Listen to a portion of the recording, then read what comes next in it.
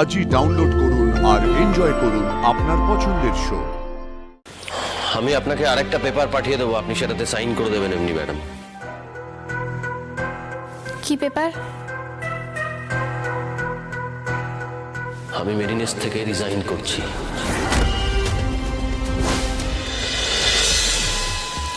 ব্যাস, ভাগাভাগি হয়ে গেছে। এবার থেকে মেডিনেসের একদিক সামলাবো আমি, আর একদিক সামলাবে নন্দিনী।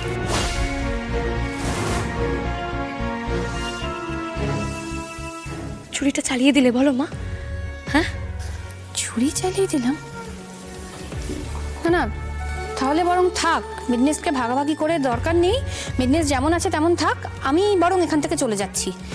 এমনিতেও তো আমার পক্ষে এই পরিস্থিতিতে এখানে থাকা খুব একটা সহজ নয়, আমি বরং চলেই যাই।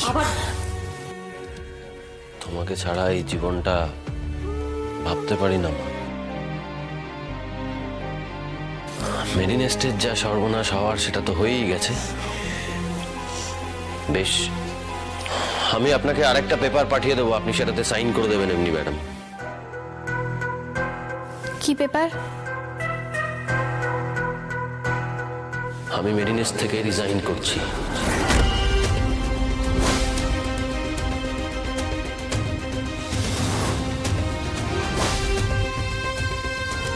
মেডিনেস ছেড়ে দেবে আদি? ডক্টর অনিরুদ্ধ লাহিড়ী, প্রথমত আমি আপনার সঙ্গে কথা বলতে চাই না।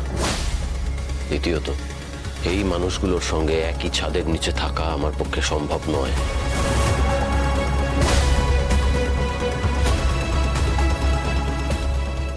দেখলে তো কি হলো? আদিম মেডিনেস ছেড়ে দেওয়ার মানেটা কি তুমি বুঝতে পারছো তো? ও চলে গেলে মেডিনেসটার কিচ্ছু অবশিষ্ট থাকবে না। আদি, আদি তুই প্লিজ পার্সোনাল প্রবলেমকে প্রফেশনাল জায়গায় নিয়ে আসিস না। তুমিও তো তাই করছো মা। কেন বারবার সে একই কথা বলছিস আনন্দী? আমি যেটা করেছি সেটা কর্তব্য। আর আদি কি করছে? অভিমানের বশে নিজের কর্তব্য থেকে সরে যাচ্ছে। একটু ভুল হচ্ছে। আমি আমার কর্তব্য ছাড়ছি না। আমার কর্তব্য ডাক্তারি করা, সেটা আমি করব, আজীবন করব। আমি মেডিনেস ছাড়ছি, ডাক্তারি না। আরে তুই এটা কেন করছিস বলতো? কেন করবো না? সিদ্ধান্ত তুমি একাই নিতে পারো, আমি সিদ্ধান্ত নিতে পারি না? আমি আমার সিদ্ধান্তটা তোমাদের জানালাম। আর হ্যাঁ, আমার এই সিদ্ধান্তে আমি অনড় থাকবো। প্লিজ কেউ আমাকে রিকোয়েস্ট করো না এই সিদ্ধান্ত থেকে সরে যাওয়ার জন্য। এই বাড়িতে এখন শুধু সিদ্ধান্তই নেওয়া হচ্ছে, তাতে না সংসারের ভালো হচ্ছে না মেডিনেস্টের।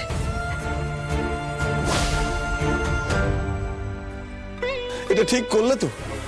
তুমি মেডিনেসকে বাঁচানোর রাস্তাটাই তুমি বন্ধ করে দিলে।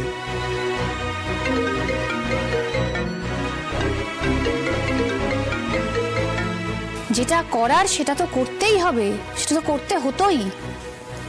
কিন্তু আমাদের ভাগে তো মেডিনেস্ট এখনো রয়েছে, মেডিনেস্টের কিছুটা ভাগ তো আমাদের। আদি কেন সেখান থেকে নিজেকে সরিয়ে নিতে চাইছে?